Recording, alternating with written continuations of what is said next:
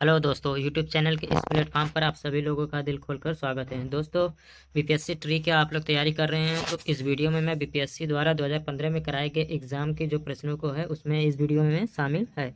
तो चलिए दोस्तों, बिना किसी देरी के हम लोग प्रश्नों की तरफ बढ़ते हैं। और पहला ही प्रश्न हमारा है कि प्राचीन भारत का नेपोलियन किसे कहा जाता है? क्या चंद्रगुप्त मौर्य को, पुष्यमित्र को, कनिष्क को या समुद्रगुप्त को? तो दोस्तों आपको बताना है दोस्तों कि प्राचीन भारत का नेपोलियन किसे कहा जाता है। तो इसका जो सही जवाब हो जाएगा दोस्तों हमारा ऑप्शन नंबर डी सही हो जाएगा। क्या समुद्रगुप्त सही हो जाएगा। वही बात करते हैं दोस्तों कि समुद्रगुप्त को प्राचीन भारत का नेपोलियन किसने कहा था। तो इसका जो जवाब हो जाएगा दोस्तों तो हमारा हो जाएगा क्या, तो V.A. स्मिथ ने कहा था। किसने कहा था? तो V.A. स्मिथ ने कहा था। ठीक है दोस्तों, वही बात कर लेते हैं दोस्तों समुद्रगुप्त की। तो इसके शासनकाल में जो है हरिसेन इनके दरबारी कवि हुआ करते थे। दो चीज़ याद कर लीजिएगा, हरिसेन और स्मिथ के द्वारा इन्हें नेपोलियन कहा गया था, जिससे कि और परीक्षाओं में दूसरे तरीके से अगर प्रश्न पूछे तो आप सवाल भी कर सकें। चलिए दोस्तों, हमारा प्रश्न नंबर दूसरा है, कह रहा है कि निम्नलिखित में से कौन हड़प्पा और मोहनजोदड़ो के उत्खनन से संबंधित नहीं थे?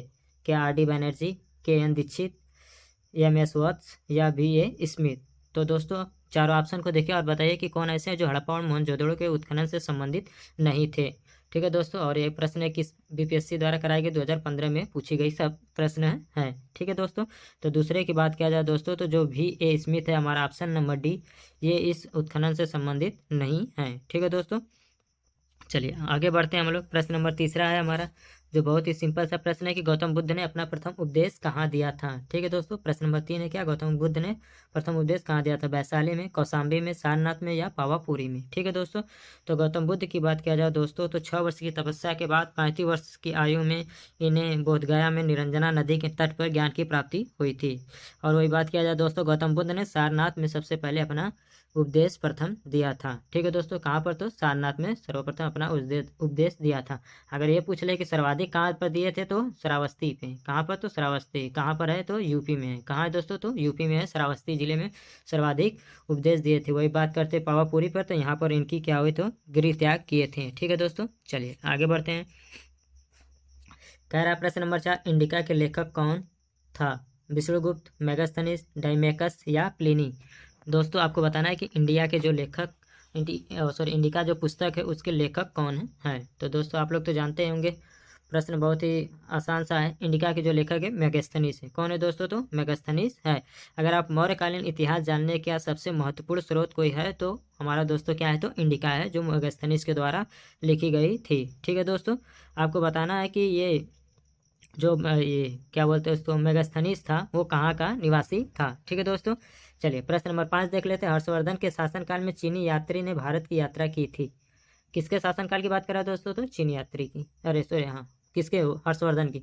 क्या फायान, ह्वेनसांग, इत्सिंग या तारानाथ? ठीक है दोस्तों, तो आपको बताना है कि हर्षवर्धन के शासनकाल के दरमियान कौन सा ऐसा चीनी यात्री था जो भारत के दौरे पर था या भारत की यात्रा किया। तो दोस्तों 5 नंबर प्रश्न की बात किया जाए दोस्तों तो 5 नंबर प्रश्न का जो सही जवाब हो जाएगा हमारा ऑप्शन नंबर बी सही हो जाएगा। क्या? ह्वेनसांग।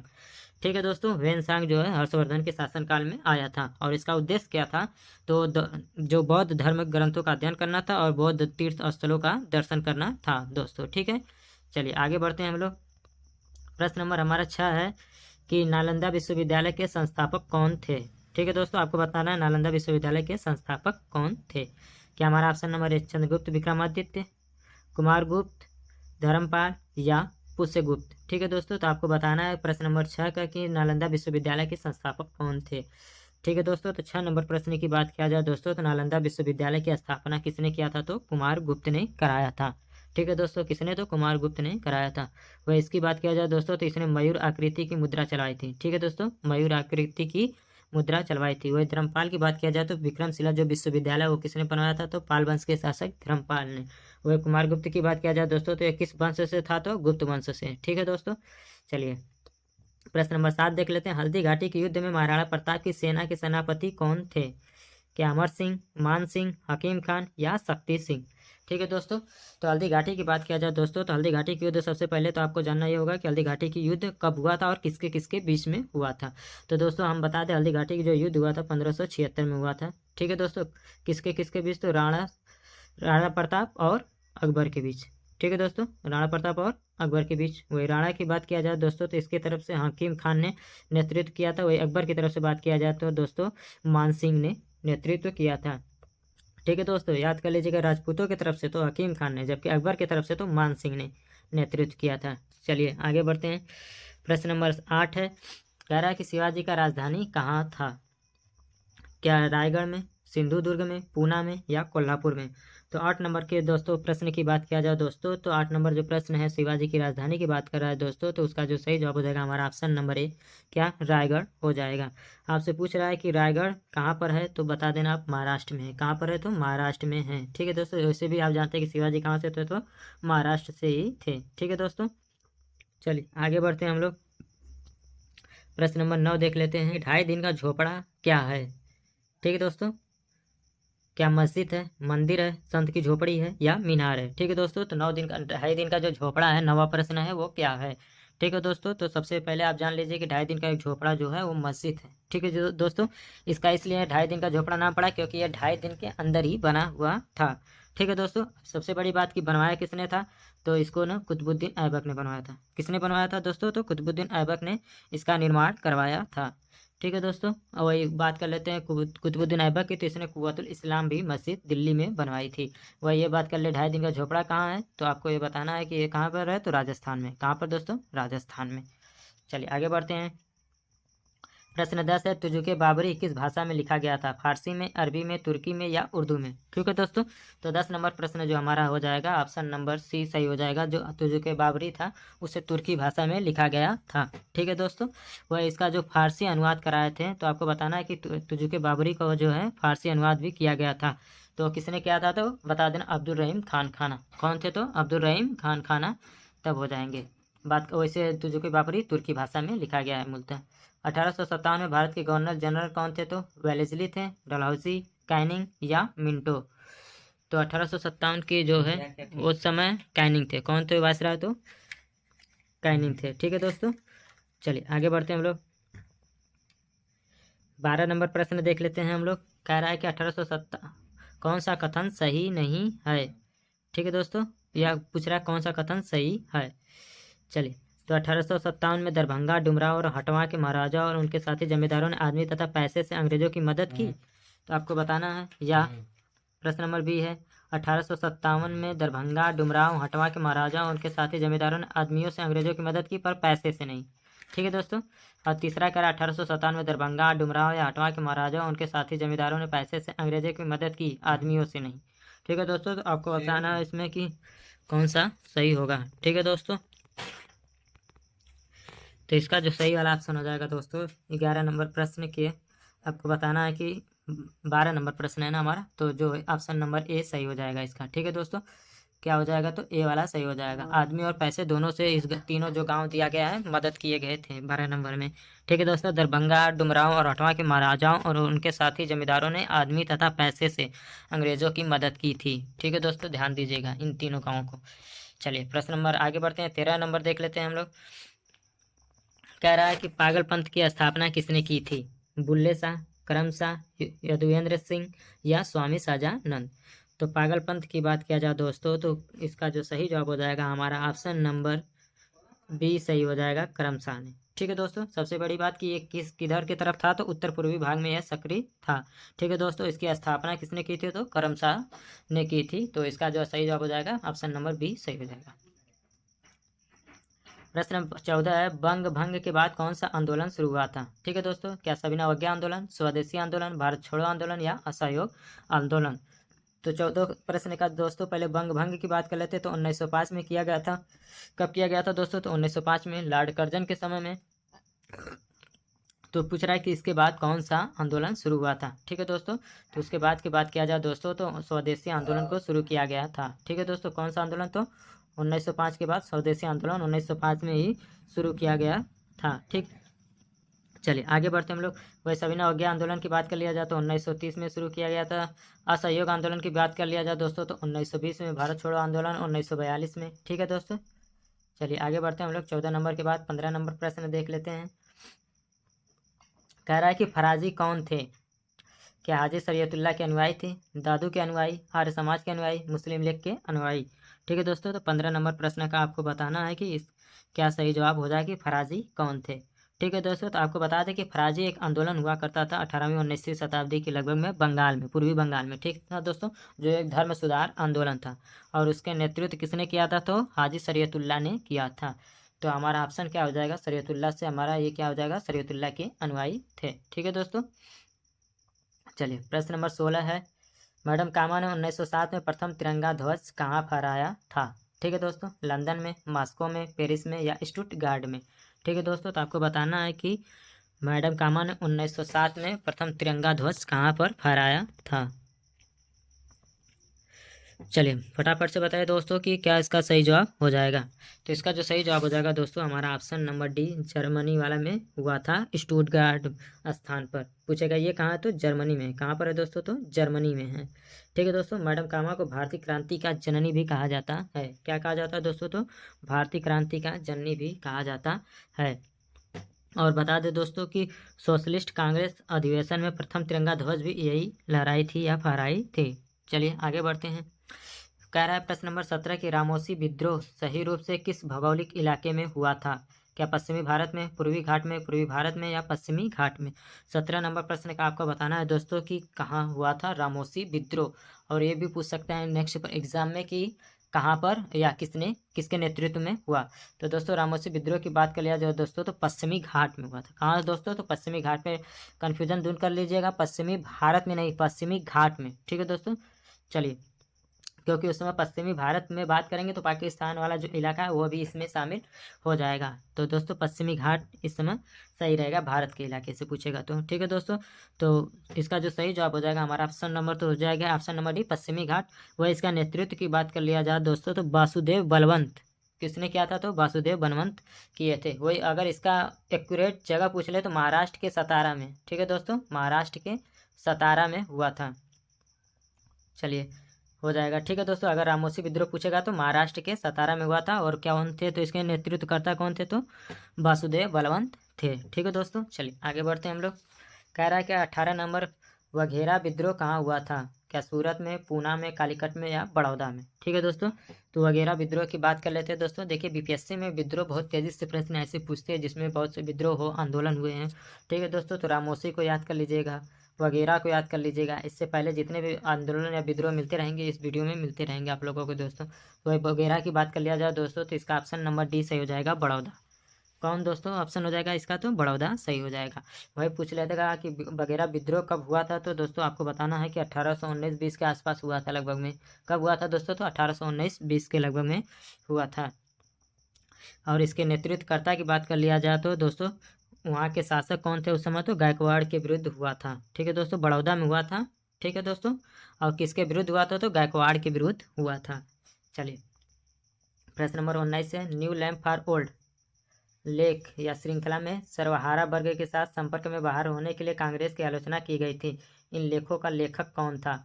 ठीक है दोस्तों, तो न्यू लैम्प फॉर ओल्ड, इस लाइन को बस याद कर लीजिएगा, क्वेश्चन पूरा बन जाएगा कि new lamp for old old किससे संबंधित है दोस्तों। तो 19 नंबर प्रश्न की बात कर लिया जाए दोस्तों, तो हमारा क्या हो जाएगा, अरविंदो घोष हो जाएंगे। ठीक है दोस्तों, कौन हो जाएगा, तो अरविंदो घोष हो जाएंगे। आपको बता दें दोस्तों कि अरविंदो घोष का संबंध गर्म दल नेता से था। ठीक है दोस्तों, किस दल से था, तो गर्म दल नेता से था। और इन्होंने वंदे मातरम पत्र का प्रकाशन भी किया था। ठीक है दोस्तों, चलिए आगे बढ़ते हैं हम लोग। वही एओ होम को तो आप लोग जानते ही हैं। 1885 में बॉम्बे में कांग्रेस की स्थापना की। गोपाल कृष्ण गोखले गांधी जी के राजनीतिक गुरु। और बम्बई में सर्वेंट ऑफ इंडिया सोसाइटी की स्थापना की। बीजी तिलक 1 अगस्त 1920 को इनकी मृत्यु हुई थी। मराठा भाषा में केसरी और अंग्रेजी भाषा में मराठा पत्रिका को प्रकाशन किया था बीजी तिलक ने ही। ठीक है दोस्तों, और 2 त्योहारों को भी इनके द्वारा ही शुरू किया गया था। आपको कमेंट बॉक्स में बताना है। ठीक है दोस्तों, बीजी तिलक के द्वारा। इंडियन नेशनल कांग्रेस की प्रथम महिला अध्यक्ष, प्रथम भारतीय महिला अध्यक्ष। ठीक है दोस्तों, प्रथम महिला पूछेगा तो दूसरा आंसर हो जाएगा, प्रथम भारतीय महिला पूछेगा तो दूसरा आंसर हो जाएगा दोस्तों। चलिए, श्रीमती एनी बेसेंट, सुचिता कृपलानी, सरोजिनी नायडू, इंदिरा गांधी। आपको बताना है दोस्तों कि 20 नंबर प्रश्न का सही जवाब क्या होगा कि इंडियन नेशनल कांग्रेस की प्रथम भारतीय महिला अध्यक्ष कौन थी। ठीक है दोस्तों, चलिए, तो इसका जो सही जवाब हो जाएगा दोस्तों हमारा ऑप्शन नंबर सी सही हो जाएगा, सरोजिनी नायडू। कौन हो जाएगा दोस्तों? तो सरोजिनी नायडू। वही केवल भारतीय प्रथम महिला पूछेगा तो कौन हो जाएगा? तब एनी बेसेंट हो जाता। ठीक है दोस्तों, तो इस प्रथम भारतीय महिला कौन हो जाएगा? ये सरोजिनी नायडू। वही सुरुचिता कृपलानी कौन है? तो प्रथम दलित उत्तर प्रदेश की मुख्यमंत्री हैं, प्रथम दलित महिला मुख्यमंत्री उत्तर प्रदेश की हैं। ठीक है दोस्तों, वही सरोजिनी नायडू को और क्या कहा जाता है? तो भारत कोकिला के नाम से भी जाना जाता है, और उत्तर प्रदेश की प्रथम राज्यपाल भी थी। कौन? तो सरोजिनी नायडू। ठीक है दोस्तों, कौन थी? तो राज्यपाल, उत्तर प्रदेश की प्रथम, और महिलाओं में सबसे प्रथम राज्यपाल भी सरोजिनी नायडू ही हैं। चलिए, किस घटना के बाद असहयोग आंदोलन को अपनी हिमालय जैसी भूल बताई थी? ठीक है दोस्तों, चौरी चौरा, खेड़ा सत्याग्रह, नागपुर सत्याग्रह और राजकूट सत्याग्रह। चारों ऑप्शन को बताइए दोस्तों, और आपको बताना है कि इनमें से किसके घटने के बाद गांधी जी ने अपनी वो गलती को हिमालय जैसी भूल बताई थी। तो दोस्तों इसका जो सही जवाब हो जाएगा हमारा ऑप्शन नंबर क्या? ए सही हो जाएगा, चौरा चौरी कांड, जो 5 फरवरी 1922 को गोरखपुर में हुआ था। ठीक है दोस्तों, कब हुआ था? तो 5 फरवरी 1922 को पुलिस के 22 जवानों को थाने के अंदर जला दिया गया था। इससे आहत होकर गांधी जी ने असहयोग आंदोलन वापस ले लिया था। ठीक है दोस्तों, आंदोलन वापस होने के होते ही हुआ कब था? तो 10 मार्च 1922 को गांधी जी को बाद में गिरफ्तार कर लिया गया था। इसके बाद ही इस निर्णय को हिमालय जैसी महान भूल बताया था गांधी जी ने। ठीक है दोस्तों, चलिए 22 नंबर प्रश्न हमारा कि बिहार के कौन से स्थान में गांधी जी ने अपना प्रथम सत्याग्रह किया? चंपारण में, छपरा में, बेतिया में या पटना में? ठीक है दोस्तों, तो बात कर लेते हैं दोस्तों, तो बिहार के कौन से स्थान पे? तो सभी जानते हैं 1917 की वो घटना है। राजकुमार शुक्ल के द्वारा 1936 के अधिवेशन में गांधी जी को आमंत्रित किया था, और 1917 में चंपारण में पहुंचे थे गांधी जी, और नील खेती के विरोध में तीन कठिया प्रथा को समाप्त करने के लिए गांधी जी ने ये चंपारण सत्याग्रह किया था। ठीक है दोस्तों, और ये गांधी जी का प्रथम सत्याग्रह भी था। ठीक है दोस्तों, क्या था? तो प्रथम सत्याग्रह भी था। चलिए आगे बढ़ते हैं, प्रश्न नंबर 22 तक हो गया हमारा।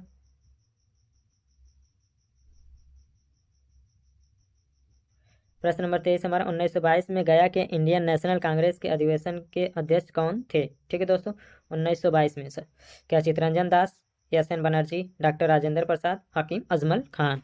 ठीक है दोस्तों, तो ये हकीम अजमल खान की बात कर लिया जाए दोस्तों, 1922 में गया में अधिवेशन की। तो सबसे पहले बिहार के अधिवेशन की बात कर लिया जाए दोस्तों, तो 1912 में हुआ था, 1922 में और 1940 में। 3 ऐसे अधिवेशन थे जो बिहार राज्य में हुए थे। ठीक है दोस्तों, और इस 4 ऑप्शन से आप लोग घबराइएगा मत दोस्तों। ठीक है, ये जो 2015 में हुआ था तब तक 4 ऑप्शन वाला ही था, उसके बाद से एग्जामों में 5 ऑप्शन वाला बीपीएससी ने शुरू किया हुआ है। तो इससे अपना घबराए कि 4 ऑप्शन वाला कहाँ से क्वेश्चन आएगा। ठीक है दोस्तों, इससे पहले का आप लोग देखेंगे तो 4 ही ऑप्शन वाला होगा। चलिए, 3 जो अधिवेशन हुए थे वो बिहार में हुए थे। कौन कौन? तो 1912, 1922, 1940। ठीक दोस्तों, ये 27वां था हमारा, ये 37वां था, और आपको 1940 वाला बताना है कि कौन से क्रम का था। वही 1912 की बात कर लिया जाए तो मुगलकर जी थे। 1922 में बात कर लिया जाए तो हमारा कौन से? तो चित्तरंजन दास थे। ठीक है दोस्तों, कौन थे? तो चित्तरंजन दास थे, जिसे हम देशबंधु के नाम से भी जानते हैं। ठीक है दोस्तों, और 1922 के गए अधिवेशन के बाद ही 1923 में स्वराज दल की स्थापना चित्तरंजन दास और मोतीलाल नेहरू ने किया था। चलिए आगे बढ़ते हैं, तो इस प्रश्न का ए ऑप्शन सही हो जाएगा। प्रश्न 24 से 1920-22 के असहयोग आंदोलन के दौरान बिहार में प्रचलित मान्यताओं में से एक थी, उनकी जीत होगी क्योंकि गांधी धर्म के प्रतीक थे, एक निपुण राजनीतिज्ञ थे, को अंग्रेजों को हराने का तरीका पता था, गांधी जी को अंग्रेज जानते थे। तो 24 नंबर प्रश्न का क्या जवाब सही होगा दोस्तों? ठीक है दोस्तों, तो दोस्तों वो धर्म के एक प्रतीक थे। ठीक है, 24 नंबर प्रश्न का ए सही जवाब हो जाएगा। ठीक है, चलिए आगे बढ़ते हैं हम लोग। प्रश्न नंबर 25 है, किस क्षेत्र में राहुल सांकृत्यान 1920 के असहयोग आंदोलन में सक्रिय थे? छपरा से, दिल्ली से, लखनऊ से या पटना से? तो 25 नंबर प्रश्न का सही जवाब क्या हो जाएगा दोस्तों कि असहयोग आंदोलन के दौरान छपरा से राहुल सांकृत्यायन सक्रिय थे, यानी कि छपरा से इन्होंने नेतृत्व किया था असहयोग आंदोलन को। दोस्तों आपको बताना है कि राहुल सांकृत्यायन का वास्तविक नाम क्या था। ठीक है दोस्तों, चलिए, और इनकी एक यात्रा वृत्तांत कथा है जिसका नाम आपको बताना है कि अथातो घुमक्कड़ नाम से है, यात्रा वृत्तांत है। ठीक है दोस्तों, प्रश्न नंबर 26 है हमारा कि स्वामी सहजानंद सरस्वती ने भूमि और जलमार्ग के राष्ट्रीयकरण की मांग के साथ साथ अखिल भारतीय संयुक्त किसान सभा का गठन किया। कब किए थे? 4 ऑप्शन देख लीजिए आप लोग। कह रहे हैं कि उनकी मृत्यु से ठीक पहले, बहुत कम उम्र में, 1930 में, 1920 में। तो 26 नंबर प्रश्न की बात किया जाए तो 1930 में उन्होंने राष्ट्रीयकरण की मांग के लिए अखिल भारतीय संयुक्त किसान सभा की स्थापना की थी। कब की थी? तो 1936 में अखिल भारतीय संयुक्त किसान सभा की। 1930 में कब किया गया था दोस्तों? तो 1930 में किया गया था। ठीक है दोस्तों। वो भी कब? सविनय अवज्ञा आंदोलन की समाप्ति के बाद स्वामी सहजानंद ने एवं NC रंगा ने 11 अप्रैल 1936 को लखनऊ में अखिल भारतीय किसान सभा की स्थापना की थी। ठीक है दोस्तों, ये सब ऑप्शन फालतू दिए गए हैं। बहुत कम उम्र में उनकी मृत्यु से ठीक पहले 1930 में किया गया था अखिल भारतीय किसान सभा की स्थापना। चलिए प्रश्न नंबर 27 हमारा, दुखी आत्मा, दुखी हृदय जैसे छद्म नामों के तहत लिखकर चंपारण के किसानों की दुर्दशा पर प्रकाश डाला था। किसने की? पीर मोहम्मद मुनीस, राजेंद्र प्रसाद, सहजानंद सरस्वती या यशवंत सिन्हा। ठीक है दोस्तों, तो आपको बताना है दुखी आत्मा, दुखी हृदय जैसी छद्म नामों के तहत किसने चंपारण के किसानों की दुर्दशा पर प्रकाश डाला था दोस्तों। तो 27 नंबर प्रश्न का जो सही जवाब हो जाएगा हमारा ऑप्शन नंबर क्या? ए सही हो जाएगा, पीर मोहम्मद मुनीस।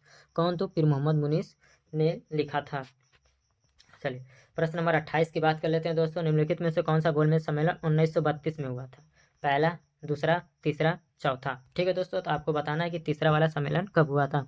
ठीक है दोस्तों, वही बात कर लेते हैं। तो पहला वाला 1930 में, 1931 में और 1932 में तीसरा हुआ था। ये पहला था, ये दूसरा था और ये तीसरा था। ठीक है दोस्तों, तो 1932 की बात कर लिया जाए दोस्तों, तो ये किसमें था? तो तीसरा वाला सही हो जाएगा। वही बात कर लेते हैं, कांग्रेस ने सिर्फ 1931 वाला में, दूसरे वाले में भाग लिया था, जिसमें महात्मा गांधी कांग्रेस की तरफ से शामिल हुए थे। ठीक है दोस्तों। चलिए, और बाकी तीनों गोलमेज सम्मेलनों में पूछेगा कि किसने भाग लिया था, तो भीमराव अम्बेडकर, BR अम्बेडकर ने तीनों सम्मेलनों में भाग लिया था और गांधी जी ने केवल और कांग्रेस ने केवल दूसरे में सम्मेलन लिया था।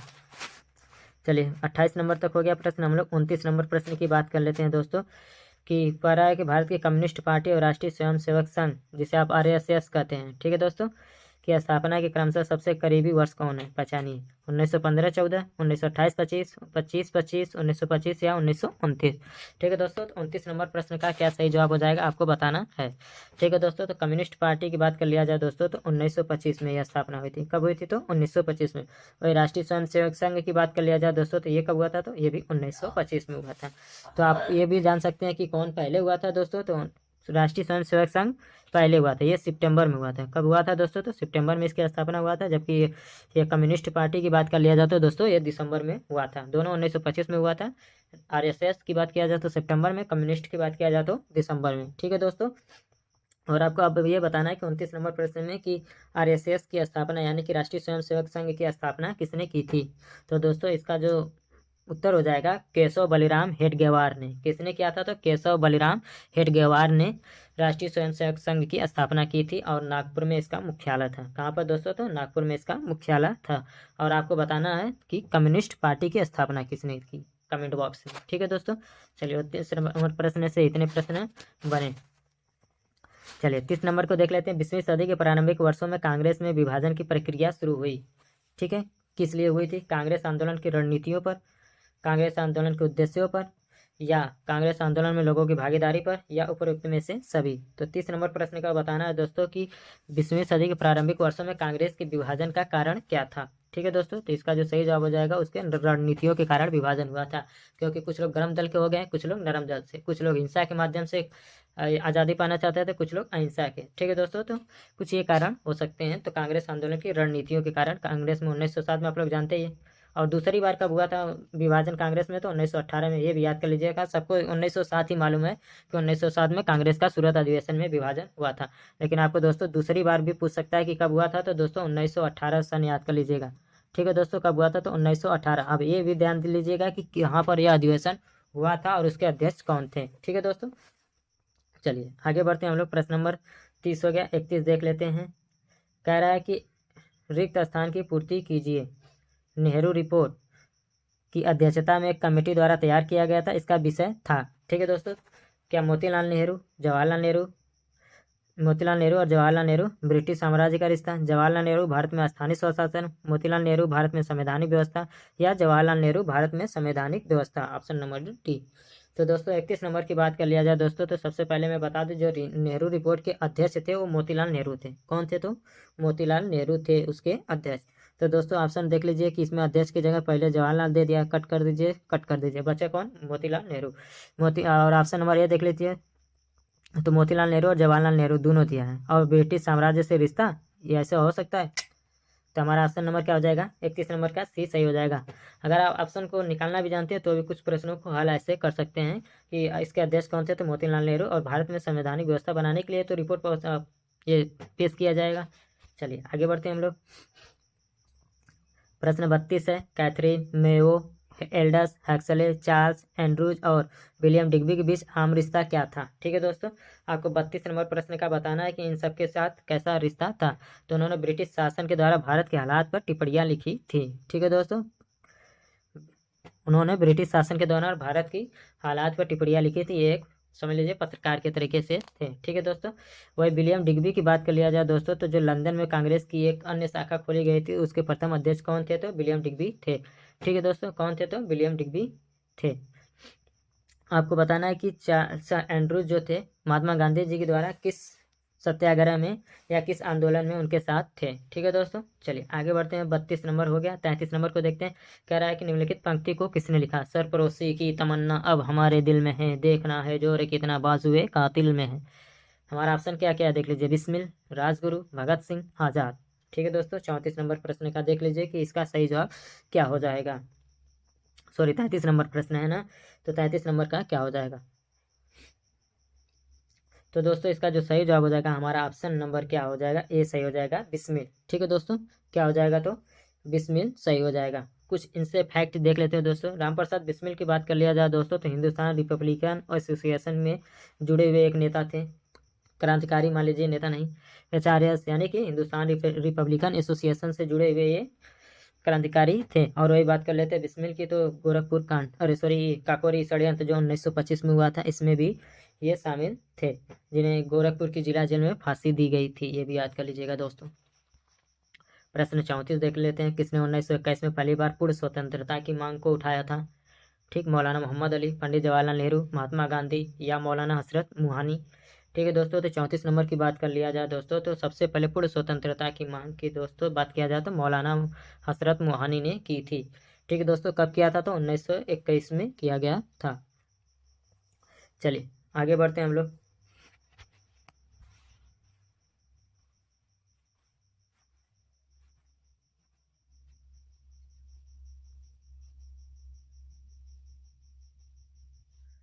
प्रश्न 35 हमारा, किस रेगुलेटिंग एक्ट पारित किया गया था, किस साल?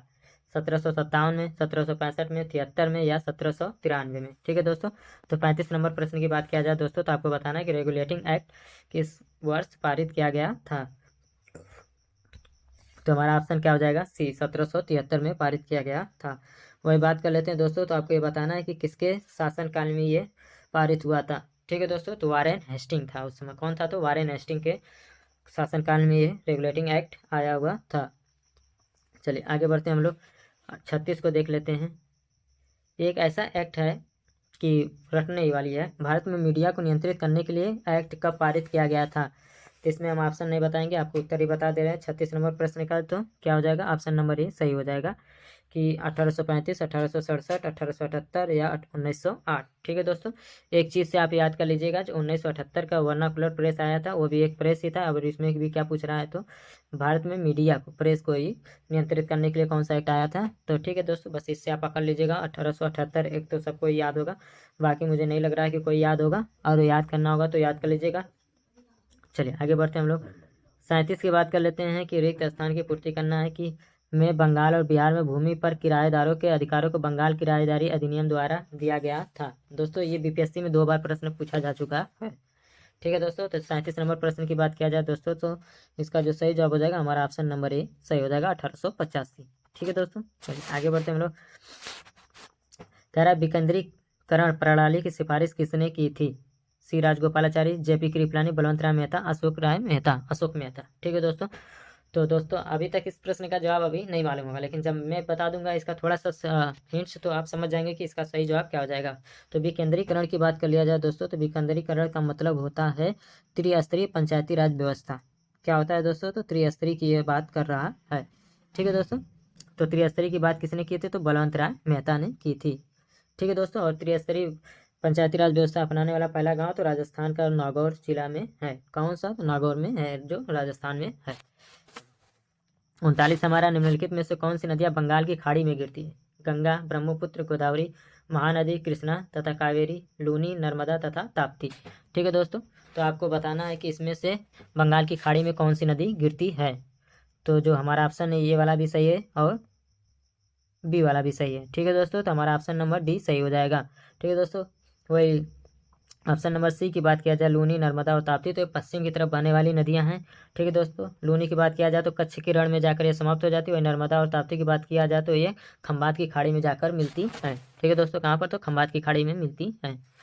चलिए, भारत में सबसे पुराना तेल का भंडार कहाँ पाया जाता है? क्या बॉम्बे हाई महाराष्ट्र में, अंकलेश्वर गुजरात में, नौगांव गुजरात में, डिगबोई असम में। ठीक है दोस्तों, तो 40 नंबर प्रश्न का आपका बताना है कि सबसे पुराना तेल का भंडार कहाँ पाया जाता है। तो दोस्तों, जो 40 नंबर प्रश्न का सही जवाब हो जाएगा हमारा असम सही हो जाएगा। इसका जो डिगबोई असम है इसका सही जवाब हो जाएगा। वही डिगबोई की बात किया जाए दोस्तों, तो अगर बिहार की बात किया जाए तो बरौनी है। कौन सा दोस्तों? तो बरौनी कहाँ पर है? तो तेल शोधन तो बरौनी बेगूसराय में। कहाँ पर? बेगूसराय में है। चलिए आगे बढ़ते हैं हम लोग। 41 नंबर, भारत में यरलुंग जंगपो नदी को किस नाम से जाना जाता है? किस नदी को भारत में यरलुंग जंगपो नदी कहा जाता है? गंगा को, सिंधु को, ब्रह्मपुत्रा को या महानदी को? ठीक है दोस्तों,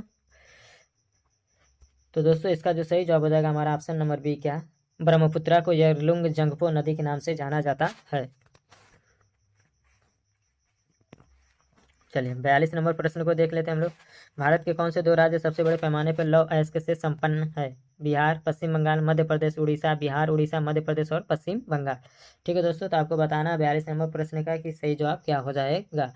ठीक है दोस्तों, तो सबसे पहले आप जान लीजिए कि लौह उत्पादन में उड़ीसा का प्रथम स्थान है। ठीक है दोस्तों, लौह उत्पादन में क्या है? तो प्रथम स्थान उड़ीसा का है। और इसके बाद कर्नाटका है और ऐसे दो राज्य है। ठीक है दोस्तों, तो इसका जो सही जवाब हो जाएगा हमारा ऑप्शन नंबर क्या हो जाएगा? तो बी वाला सही हो जाएगा कि सी वाला सही हो जाएगा।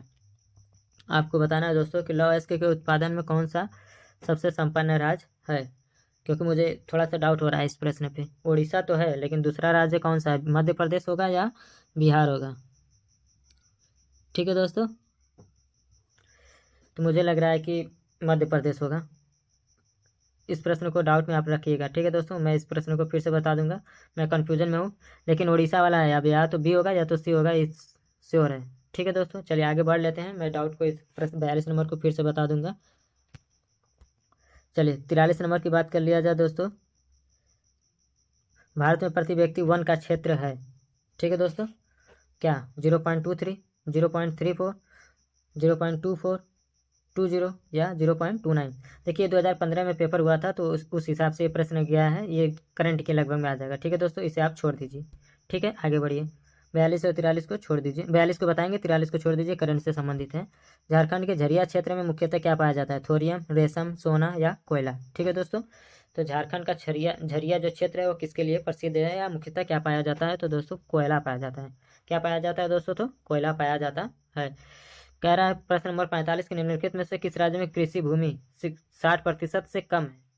जहाँ पर कृषि भूमि क्या है? तो 60% से भी कम है। ठीक है दोस्तों, तो क्या हो जाएगा? बिहार हो जाएगा हमारा। क्या हो जाएगा दोस्तों? तो बिहार हो जाएगा, क्योंकि देखेंगे तो अब जो उत्तरी इलाका ज़्यादातर बाढ़ प्रभावित क्षेत्र हो जाता है, जिससे कि हमारा भी कृषि ज़्यादा मतलब उद्योग की बात कर लीजिए तो कृषि में ज़्यादा रोजगार है, लेकिन पर बिहार में बहुत कम खेती होती है। नागार्जुन सागर बहुउद्देशीय परियोजना कौन सी नदी पर स्थित है? ताप्ती, गोदावरी, कोसी या कृष्णा? ठीक है दोस्तों, आपको बताना कौन सी नदी पर है और कौन से राज्य में भी है। ठीक है दोस्तों, तो इस प्रश्न का जो सही जवाब हो जाएगा हमारा ऑप्शन नंबर डी, कृष्णा नदी पर है और आंध्र प्रदेश में स्थित है। कहाँ पर दोस्तों? तो आंध्र प्रदेश में स्थित है। चलिए आगे बढ़ लेते हैं दोस्तों। कह रहा है प्रश्न नंबर 47 के वैज्ञानिक जिन्होंने सर्वप्रथम खोज की पृथ्वी सूर्य के चारों ओर घूमती है, कौन थे? तो न्यूटन, कॉपरनिकस, डाल्टन या आइंस्टीन ने? ठीक है दोस्तों, तो सूर्य के चारों तरफ पृथ्वी की परिक्रमा लगाने वाले या चारों तरफ घूमती है यह बात बताने वाले कौन थे? तो कॉपरनिकस थे, और इन्होंने केपलर का नियम, कॉपरनिकस थे। ठीक है दोस्तों, ग्रहों का नियम इन्होंने दिया था। चलिए 48 नंबर का है पेनाइल जो यूरोप में, एप्लेशियन जो अमेरिका में, अरावली जो भारत में है। यह किस प्रकार की जो पर्वत श्रृंखला है? युवा पर्वत श्रृंखला है, पुरानी पर्वत श्रृंखला है, ब्लॉक पर्वत श्रृंखला है, या फोल्ड पर्वत श्रृंखला के उदाहरण है। ठीक है दोस्तों, 48 नंबर प्रश्न का आपको बताना है जवाब कि ये कौन से है। तो दोस्तों ये सब पुरानी पर्वत श्रृंखला है, यानी कि ऑप्शन नंबर बी सही हो जाएगा। चलिए 19 नंबर को देख लेते हैं। कौन सा शहर धातु के व्यापार का सबसे बड़ा केंद्र है? जोहान्सबर्ग, न्यूयॉर्क, लंदन या सिंगापुर? तो धातु के व्यापार के सबसे बड़ा केंद्र की बात किया जाए दोस्तों तो हमारा लंदन, ऑप्शन सी वाला सही हो जाएगा। कौन सा दोस्तों? तो ऑप्शन सी सही हो जाएगा। क्या? तो लंदन सही